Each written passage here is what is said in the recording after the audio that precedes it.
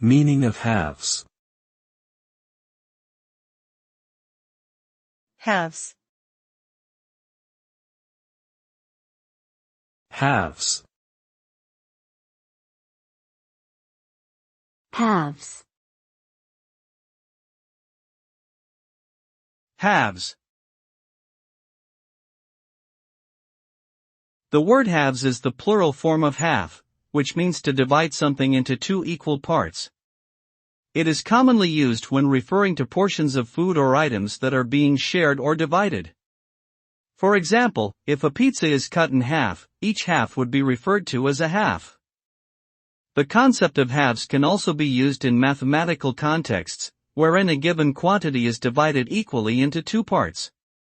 Overall, halves is a simple term that is used to denote equal division or sharing of an object or a quantity.